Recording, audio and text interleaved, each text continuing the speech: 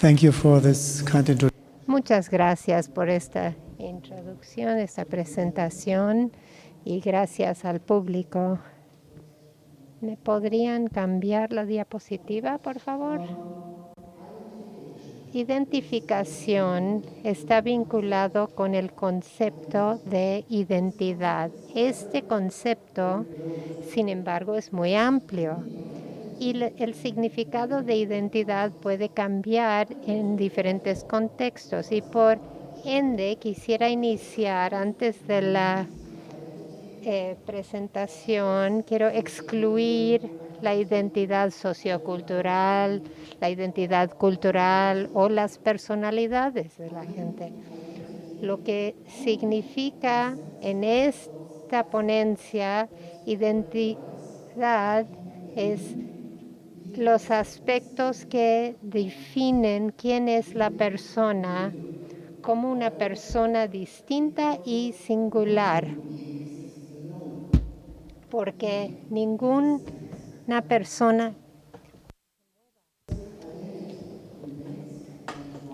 la identidad de la persona está vinculado con temas personales y culturales hasta algún nivel. Cada persona tiene o tuvo padres, abuelos y por ende familia. Mucha gente también tiene hermanos, hijos y nietos. Entonces todos los individuos tienen un papel no solo en la vida privada, pero también en un país, en una institución, en un lugar de trabajo. La identidad está asociado con consecuencias legales también, como derechos jurídicos y obligaciones que inician en el nacimiento y terminan con la muerte. Algunas de estas consecuencias legales siguen después de la muerte en términos de su legado, sus obligaciones, que son responsabilidad de los herederos, como el entierro, la herencia. Y por este sentido se tiene que registrar cuando nace y cuando muere una persona. En la mayoría de los países en el mundo, los derechos personales se mantienen después de la muerte. Uno de los derechos post-mortem de un difunto y es el manejo respetuoso de los restos. En la mayoría de las culturas esto incluye por lo menos la opción de enterrarse en una fosa con nombre en un cierto lugar y que se puede usar como un lugar para recuerdo y duelo. Yo creo, que este contexto ilustra la importancia de identificar los restos de desconocidos y establecer la identidad. Y esto me lleva al proceso de identificación en sí. Siguiente diapositiva, por favor. Hay diferentes escenarios o condiciones en que se encuentran restos sin identificación. El primer escenario es uno en que los restos de una persona o varias personas se encuentran en exteriores, en el suelo o dentro del suelo, y no hay sugerencia por las pistas existentes de quién sea la persona. En estos casos no hay pistas que nos pueden señalar la identidad de la persona. Un ejemplo de esto serían restos que se encuentran cuando en un llano o en una propiedad que ya no se usa o durante construcción de un inmueble. El segundo escenario es cuando se encuentran restos en un lugar que sugieren la identidad del difunto. Esto sería restos descompuestos en una casa o en un automóvil. En estos casos sería lógico considerar que la persona sea el dueño de la propiedad o del auto. El tercer sería un catástrofe masivo con 100 o más difuntos. En este tercer escenario, muchas veces hay listas de pasajeros o de invitados y uno puede tener idea de quiénes son los difuntos. Siguiente diapositiva. Clásicamente el proceso de identificar los restos humanos tiene dos pasos. El primer paso es recopilar pistas de identificación, que eso lleva a un perfil biológico. El segundo paso es que los datos ante-mortem y post-mortem se juntan para establecer la identidad del difunto. Los candidatos se determinan con las pistas de identificación y los datos ante-mortem de los candidatos se comparan con los datos post-mortem de los restos. En escenarios de difuntos en casas o en catástrofes masivos, el primer paso se puede brincar si ya hay pistas factibles acerca de la identidad del difunto. Perfil biológico. En casos en que no hay pistas acerca de quiénes son los restos que se encuentran, el primer paso es poder recopilar lo más información posible con diferentes métodos biológicos. El perfil biológico tiene información de sexo, edad, a muerte, altura, ascendencia, y hay que compilar información de los restos esqueléticos. Se puede ver características singulares, lesiones, implantes quirúrgicos con número de serie, por ejemplo, tal vez. Y esto nos da información de la historia médica y nos da idea de que si tenía un si caminaba de cierta manera. También ha sido posible usar análisis ADN con los fenotipos. Esto se puede usar para saber color de ojo, de cabello, de tez. Y con este perfil biológico y con ADN se puede comparar a este difunto desconocido y se puede comparar con gente en una lista y se puede identificar los que podrían ser las personas de los restos sin identificación. El segundo paso es luego juntar datos ante-mortem de los individuos en las listas de desaparecidos, que podrían ser los que concuerdan con los difuntos. Tal vez hubo información ya recopilado cuando se registró al desaparecido. Tal vez ya se evaluó esta información y los datos como análisis de ADN o reportes odontológicos, tal vez ya existen, pero cuando esto no existe ya, hay que buscar esa información pidiendo a los parientes o a médicos. En este contexto, la decisión de si es mejor juntar la información ante mortem o restringir eso para concordar con la información post-mortem es una consideración práctica. Quisiera ilustrar este punto con un caso. Solo existían el esqueleto de un cuerpo que se encontró.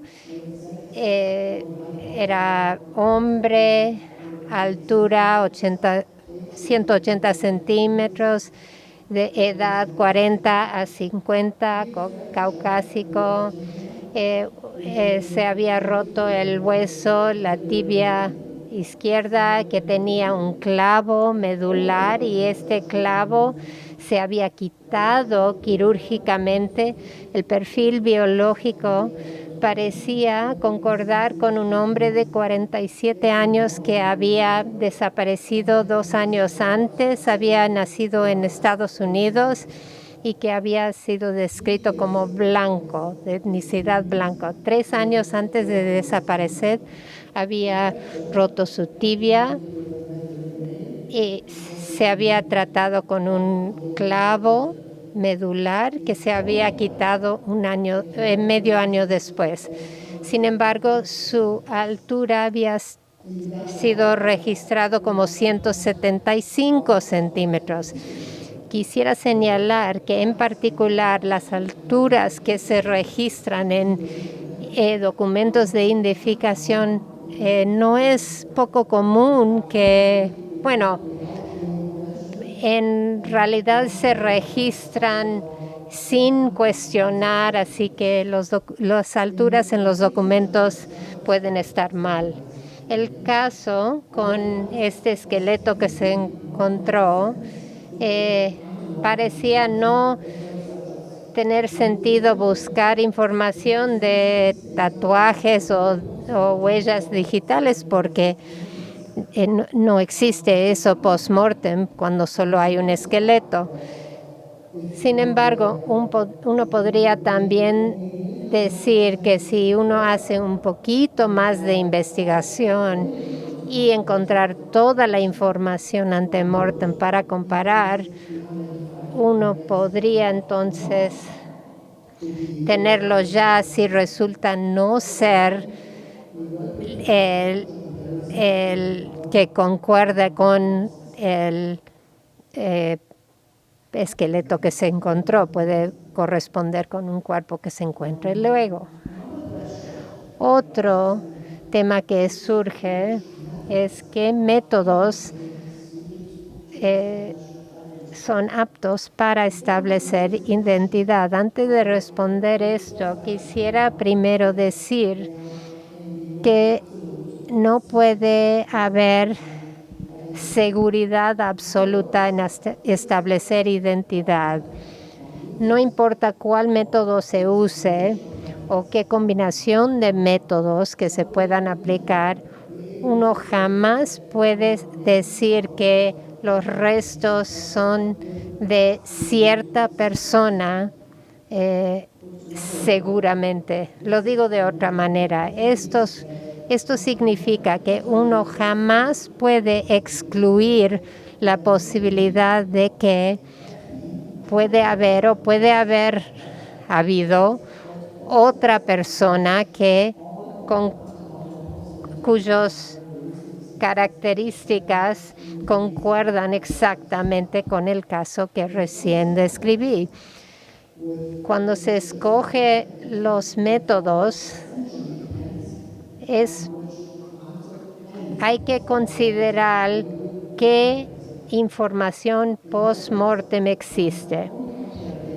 uno solo puede comparar datos si existe antes y después de la muerte.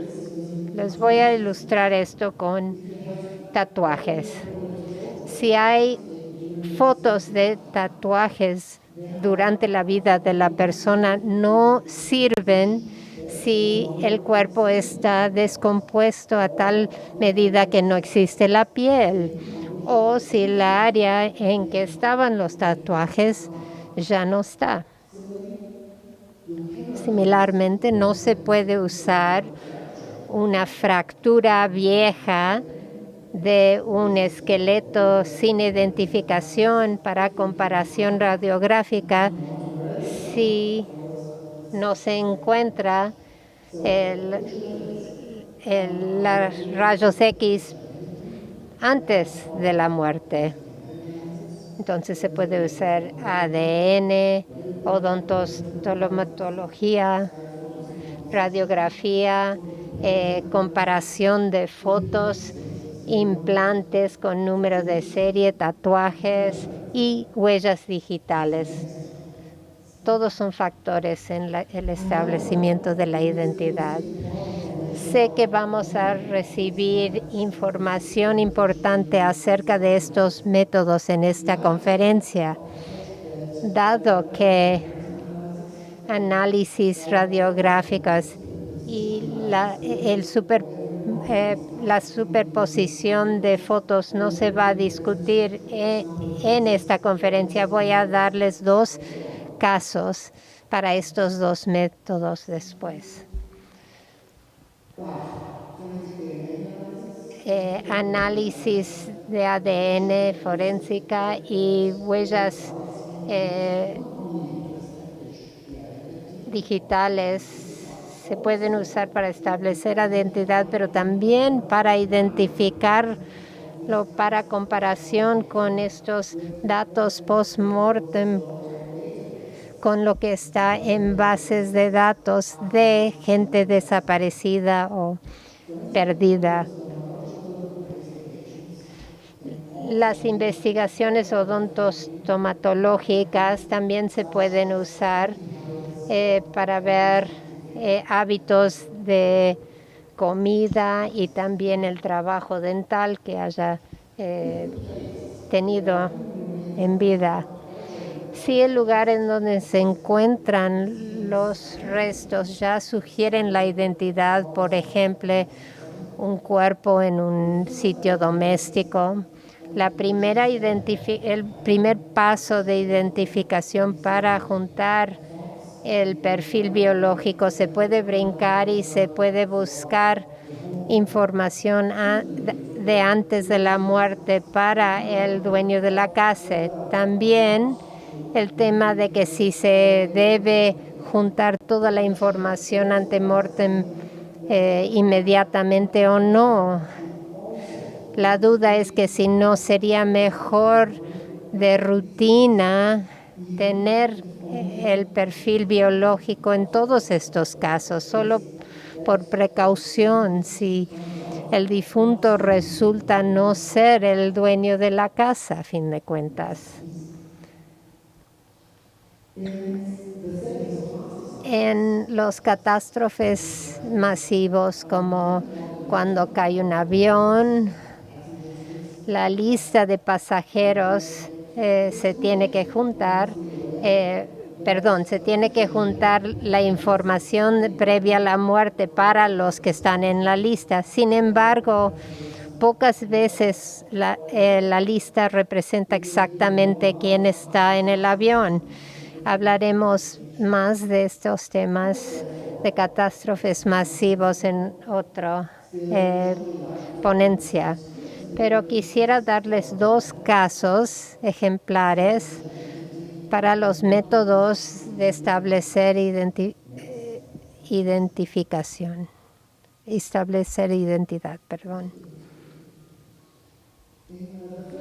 En el primer caso, el cuerpo de un hombre se encontró en el bosque a finales del verano. Había mucha descomposición del cuerpo, insectos habían dañado el cuerpo y era parcialmente momificado. Parecía significar que el hombre se había colgado su ropa, sugería que no tenía casa. El perfil que se juntó parece haber sido un hombre caucásico de mediana edad y había medido 173 centímetros. Algo que se encontró fue una placa en el borde intraorbital. Concluimos que esta persona había fracturado el hueso de la cara entre 6 meses y 2 años antes de la muerte. Después habrá sufrido un trastorno de la lesión que no había regresado al hospital después de la operación. Sobre la base de estos hallazgos, mandamos a la policía para investigar el asunto en el hospital más cercano que tenía un departamento de cirugía maxiofacial, porque esta cirugía solo podría haberse llevado a cabo en tal departamento. La investigación nos mostró que 1 año antes de encontrar el cuerpo, se había tratado a un hombre quirúrgicamente para una fractura unilateral y que este hombre había salido del hospital y jamás había regresado para sus citas posteriores. Obtuvimos una radiograma que se había capturado con un transiluminador para comparación con rayos X del lado derecho. Luego hicimos rayos X de el cuerpo, de los restos, para obtener una radiografía para comparación. Se puede ver cómo la posición de la placa quirúrgica están en el mismo lugar. También se puede ver que la forma del seno corresponde y los senos en el cráneo son muy singulares. Así que esto es muy concluyente, es casi como una huella digital, así que no parecía haber razón para dudar más sobre la identidad. Sin embargo, en un caso como este, uno jamás puede totalmente excluir la posibilidad de que haya o podría haber habido otra persona con características similares que con una radiografía, pero es muy improbable que esta persona también hubiera estado tratado en un hospital tan cercano al lugar que se encontró el cuerpo. Así que no hay razón para cuestionar la identidad establecida en este caso. Y por cierto, la comparación radiográfica también se puede hacer con otras imágenes radiográficas, no solo los grandes como para el cráneo o brazos o piernas. Aquí hay un ejemplo con una radiografía dental. Se puede reconocer por qué el diente tiene que extraerse. Se puede ver la infección del canal que se ha expandido así al resto del área. Y en el cuerpo que se encontró faltaba el diente 1.5 y en la radiografía post-mortem se puede ver que falta este diente y las otras estructuras corresponden exactamente. Siguiente, en el último ejemplo, quisiera mostrarle que este caso se encontró el cuerpo muy descompuesto en una casa. El dueño no tenía parientes que vivían, así que no se podía comparar con ADN de parientes. No había manera de saber si el difunto era el dueño de la casa o otro que vivía ahí. Se supuso que el cepillo dental y otros implementos pertenecían a esta persona y no se pensaba que valía la pena hacer análisis de ADN. Sin embargo, una credencial con fotos se encontró en la casa. Usamos esta foto para comparación con el cráneo.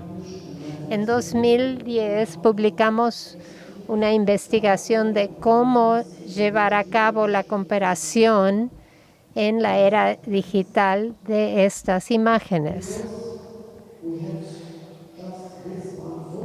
Teníamos solo esta foto, entonces el único lugar en que se podía intersecar en 2 dimensiones el contorno de la foto y la cara, como aquí pueden ver, parece que sí fue el dueño de la casa.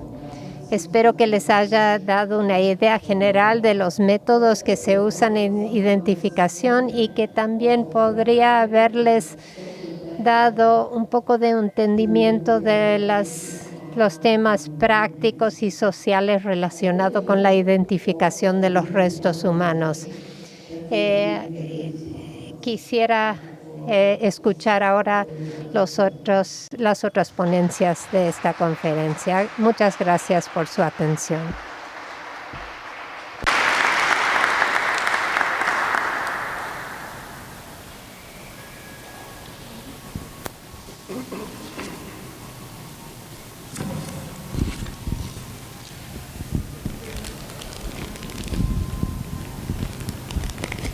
No microphone. Can Uno. anyone open? Uno. Thank you very much, Muchas gracias, profesor Verhoff. Ahora vamos a pasar a las preguntas y respuestas, así que ¿podría quedarse unos minutos más, por favor? Vamos a empezar con una ronda de preguntas y respuestas. Gracias por su atención. Vamos a hacer la ronda de preguntas y respuestas para el profesor Verhoff. Mis colegas estarán en las 2 partes del salón, para lo cual ustedes pueden levantar su mano, les acercaremos un micrófono al cual pueden hacer preguntas y vamos a esperar la respuesta del profesor.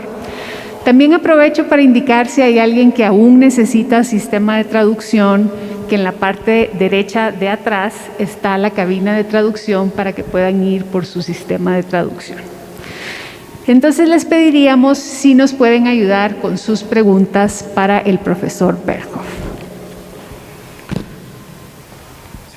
Thank you. Tengo una pregunta muy concreta. En México tenemos un ejercicio que se hizo por el gobierno para poder generar las bases de datos ante-mortem y post-mortem. Sin embargo, este es un ejercicio que quedó inconcluso porque además se basó sobre una metodología propuesta por la Cruz Roja Internacional y que no se ajustó a la cultura y al entendimiento de las familias de México. Por lo tanto, creo que ahí tenemos información que no es muy fiel, digamos, en términos de información que nos pueda ayudar posteriormente a una identificación post-mortem. La pregunta es, ¿qué sugeriría usted para ajustar esta base de datos? Porque México es un país con muchas regiones, con muchas culturas, muchas formas de nombrar algunas partes del cuerpo, ¿sí?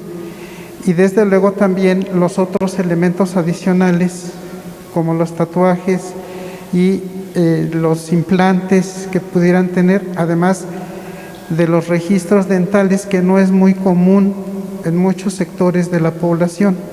Entonces, mi pregunta concreta es, con respecto a su experiencia, ¿qué sugeriría usted para poder ajustar esas bases de datos antemortem y postmortem y que verdaderamente nos puedan ayudar a una identificación eficaz? Gracias. Muchas gracias por esta pregunta. Yo les sugeriría que recaben tanta información como les sea posible, tanto antemortem como postmortem. Tenemos una especialidad aquí en México, por ejemplo, detalles específicos como los tatuajes. Muchas personas tienen tatuajes en México. Así que sería de gran ayuda si hiciera alguna pregunta, si hicieran preguntas antemortem a los familiares. Hay que preguntarles si tienen fotografías de estos tatuajes. Este es solamente un ejemplo. Así que de esta manera podríamos desarrollar por ejemplo, registros dentales. Yo pienso que podríamos hacer esto. Probablemente podríamos obtener ADN de los familiares y también ADN de algunos utensilios especiales, estos artículos personales que tuviera el difunto. Ustedes tienen que obtener toda la información que les sea posible, tanto antemortem como postmortem, para poder recolectar toda esta información en una sola gran base de datos.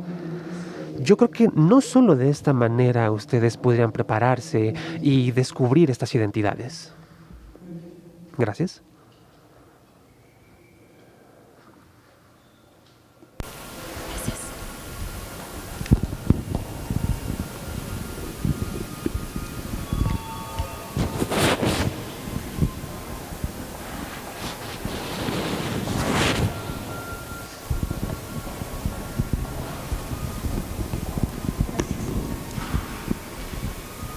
Buenos días. Mi pregunta es si es posible la ayuda a identificar a las personas cuando la zona de los senos están divididos a la mitad por la autopsia, ya que en nuestros servicios forenses, se puede decir que se realizan estas prácticas antes de inhumarlos. Gracias.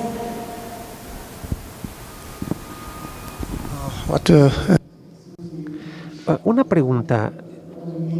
¿A qué te refieres con estos procesos de autopsia? ¿Podría ser un poco más específica? En el caso que le estoy comentando, hay personas que cuando hemos ido a los CEMEFOS, a los servicios forenses, y se realiza para la identificación, sabemos que también el ADN es importante para la identificación y todos los objetos que traigan la persona, pero estábamos viendo la probabilidad de entrar en el campo de las radiografías de los cráneos sobre los senos frontales. Como usted bien lo dijo, es como una huella independiente de cada persona. Entonces, cuando vamos a los servicios forenses, encontramos que los cráneos están divididos por la autopsia que se les realiza. Esto hace como un centímetro de división y ya no quedan totalmente iguales como se tenían en la radiografía en vida. Esto yo es lo que quiero preguntarle, si esto es un factor que altera para la comparación o es posible. Gracias. Okay, I hope. Bien, creo que comprendo. La dificultad es poder gestionar todos los diferentes procesos de identificación en un flujo. un flujo de trabajo que tenga que ver con la inspección externa del cuerpo, después la autopsia y después incluso radiografías. En algunas ocasiones tenemos que decidir si ustedes tienen que abrir la puerta o si tienen que esperar, más bien dicho, a que se haga una radiografía de los senos. Tal vez esto les dé mejores resultados. En caso de que ustedes no hayan abierto el cráneo todavía. De esta manera ustedes tienen que decidir si tienen que esperar antes de abrir el cráneo. En sus institutos tienen que tomar esta decisión antes para que se pueda hacer una comparación de las radiografías ante-mortem. De esta forma se puede hacer una radiografía del cuerpo y entonces después ya se puede hacer la radiografía para abrir el cráneo. Esto es una dificultad. Si ustedes ya tienen diferentes métodos, por ejemplo, una de ellas tiene que ver con el momento correcto para utilizar cuál método. De esta manera, ustedes tienen que considerar un flujo de trabajo bien ordenado. Comenzar con la autopsia tal vez, comenzar con la radiografía. Este flujo de trabajo puede variar de un caso especial a un estado de decomposición del cuerpo. Sin embargo, ustedes tienen alguna forma para poder generar este flujo de trabajo en su instituto. Esto es lo que yo les sugeriría. Pero, en algunos casos, tal vez no podría ser la mejor solución. Tienen que recabar toda esta información de la mejor forma posible.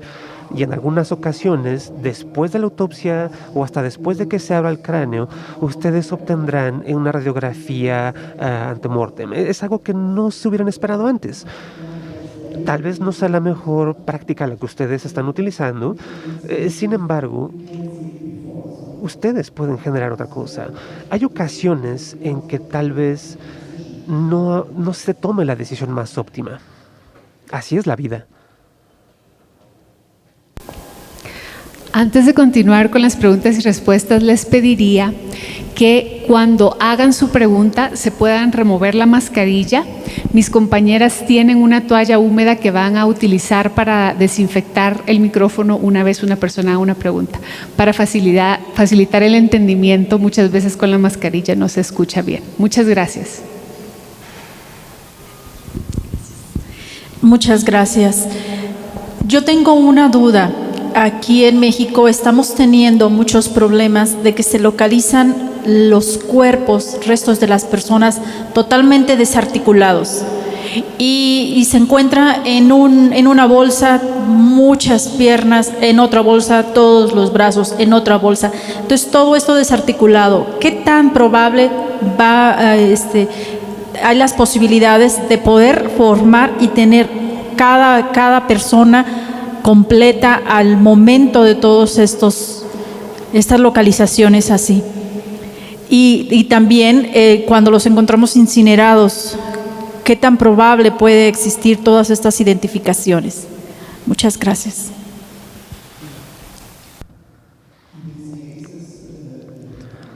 En estos casos, el método principal es el análisis de ADN. En el caso de los cuerpos incinerados, funciona por lo general bastante bien. En algunas ocasiones podemos juntar las partes del cuerpo. Si por ejemplo pueden ver que a lo mejor se encuentra el fémur del resto del cuerpo y tal vez se puede encontrar una parte de la quijada.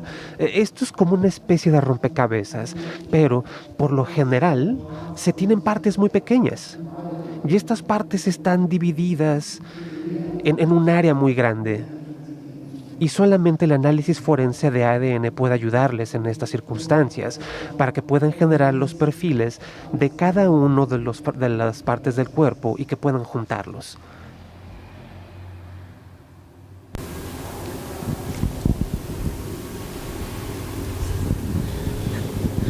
Buen día, Gabriela Carrillo de la Universidad de Guadalajara.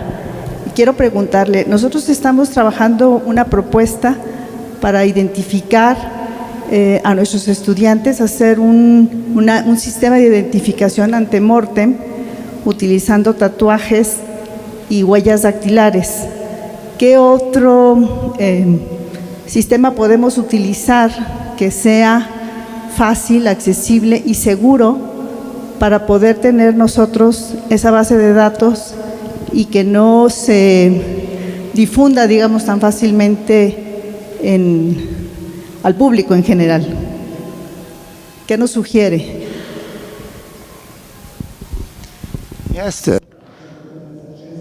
Claro, yo les sugiero que ustedes desarrollen esta base de datos, este sistema que se está utilizando en todo el país, en todo México. Tal vez este sistema podría basarse en la base de datos de la Cruz Roja, pero esta base de datos tiene que desarrollarse más adelante. En este momento no soy un especialista de sistemas, pero yo espero que el proyecto actual en el que se está trabajando sea una especie de base de datos que se pueda desarrollar. Yo espero que esta base de datos sea útil para los siguientes meses o los próximos años.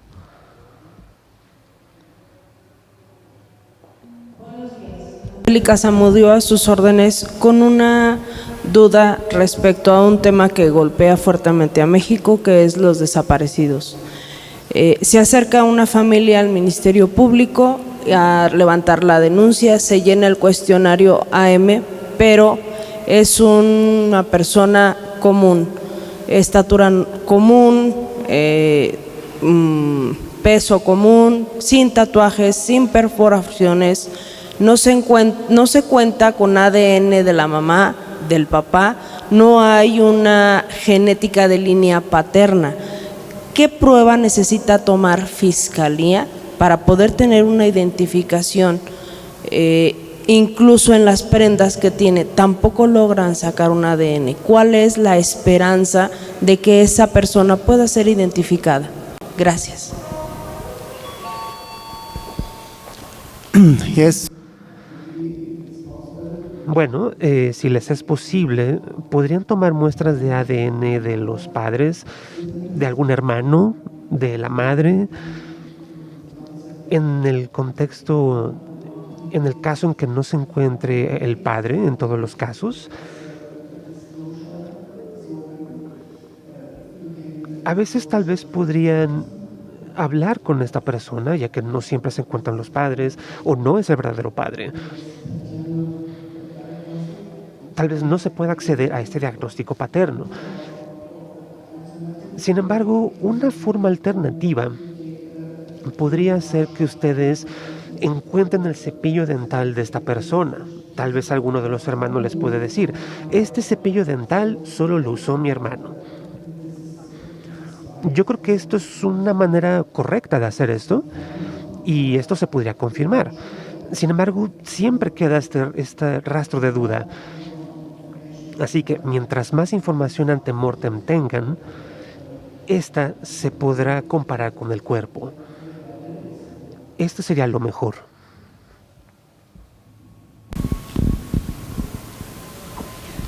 Buenos días. To your left. Here, to your left. Acá estoy.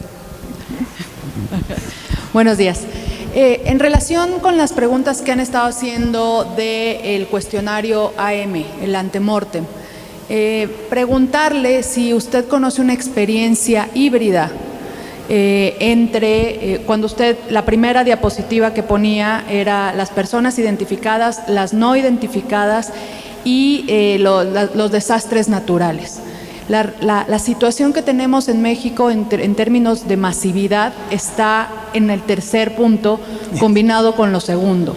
Lo que hemos visto en la práctica con el AM de Cruz Roja, de 6CR, es que es muy largo y no se comparte y toma mucho tiempo para las familias. Entonces, pensando, digamos, en voz alta, si conoce usted una experiencia con enfoque masivo de personas desaparecidas que pudiéramos retomar en México, que sea algo intermedio y que sea mucho más rápido y ágil en relación con la información antemortem que se requiere a las familias. Y también, digo, ese es un problema que tenemos en México, es donde se toma ese cuestionario antemortem, no solamente en las fiscalías. Gracias.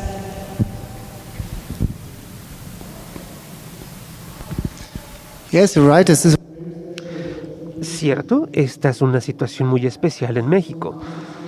Por lo que me han dicho, las catástrofes masivas donde se encuentran a 100 personas o más, hemos tenido algunas experiencias así, por ejemplo, en tsunamis, para identificar a más de 10,000 personas, ciudadanos alemanes. Sin embargo, México es muy especial debido a estos periodos tan largos. Estas catástrofes masivas ocurren en un momento. Es una catástrofe. Esta catástrofe humana en México ha sucedido desde hace muchos años. Esto es un caso muy especial. Puede ser que obtengan información antemortem y tal vez puedan utilizar esta información, tal vez 8 años después de que se recabó. Esto es un caso muy especial y sí, usted tiene razón, es una situación muy, muy especial. Así que mis colegas y yo todavía tenemos que aprender mucho aquí en México. Tenemos que aprender de estas situaciones. Profesor Verhoff, voy a hablar en español. Profesor Verhoff, muchas gracias por la presentación. Me gustaría aprovechar los últimos minutos, tal vez si usted nos podría explicar un poco cómo es el trabajo de un instituto de medicina legal en Alemania, por ejemplo, en la ciudad de Frankfurt. Usted depende del Ministerio Público, ustedes dependen de la policía. ¿Cuál es el enfoque principal del Instituto de Medicina Legal? Eso yo creo sería de gran ayuda una vez entender el sistema forense en Alemania.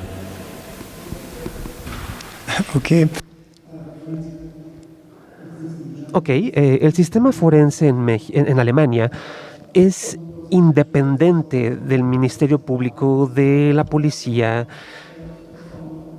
de otras instituciones del Estado. Los institutos en Alemania todos forman parte de las universidades. Y el tema principal aquí es la ciencia y cómo enseñarle a los estudiantes esto. Nosotros tenemos, palabra en alemán, sí, somos especialistas. Tenemos estas especialidades con los ministerios públicos y con la policía. Sin embargo, somos independientes y se nos paga caso por caso. Sin embargo, nosotros tenemos este antecedente financiero, este apoyo de parte de la universidad, por lo que somos independientes de estos organismos. Tal vez seamos un sistema único en todo el mundo. Aquí en Alemania es así. Marco Antonio Solís, de la Universidad Nacional Autónoma de México. Mi pregunta, doctor, sería la siguiente. Aquí en México hemos tenido miles y miles de asuntos de necropsias o autopsias, como se quieran depender llamar, referente a la identificación de cuerpos. Aquí tenemos unos excelentes patólogos, excelentes médicos que realizan debidamente su trabajo.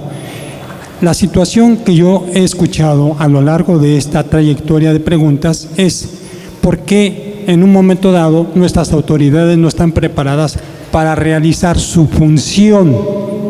Necesitamos servidores públicos que en realidad tengan esa vocación, porque empezamos desde un informe homologado de policía que empieza a viciar las escenas del crimen, o en un momento determinado la propia familia o los propios delincuentes realizan una serie de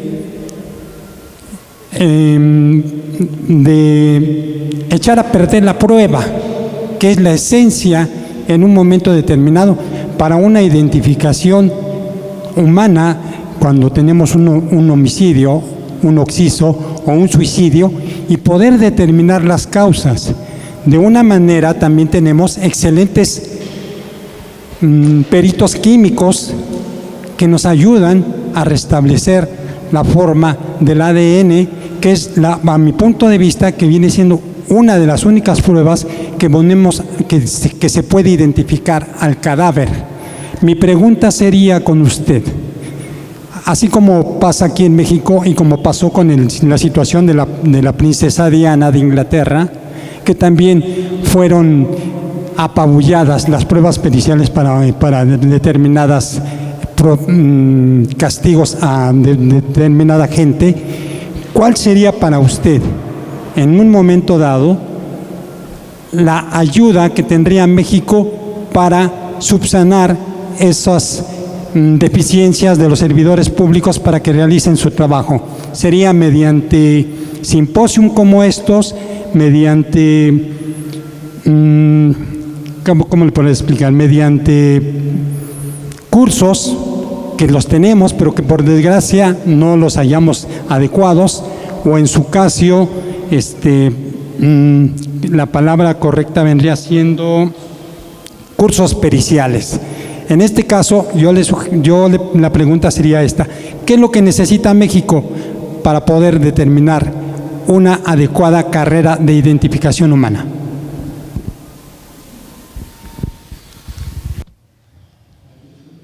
Es una pregunta difícil, es una pregunta muy política, pero tiene razón. Estuvimos trabajando en este instituto en Guadalajara, en Jalisco, y los colegas de este instituto hicieron un muy buen trabajo. Yo creo que todos los patólogos ahí, los toxicólogos, todos los biólogos, los que estaban trabajando en ADN, trabajaban muy bien, pero el problema es el sistema. No solamente cómo se puede obtener la información ante-mortem y post-mortem, sino cómo pueden juntar toda esta información, cómo se puede administrar. Ahora, otra cosa que nosotros tenemos que descubrir es la causa de muerte. Esto va más allá de la identificación. Esto es un asunto político. Y no lo sé, yo no sé si nosotros seremos capaces de solucionar esos problemas o de tratar de solucionarlo únicamente con estas conferencias. Yo espero que esto sea suficiente, pero creo que esto va más allá de mis capacidades. Muchísimas gracias. Thank you very much, Professor Berhoff.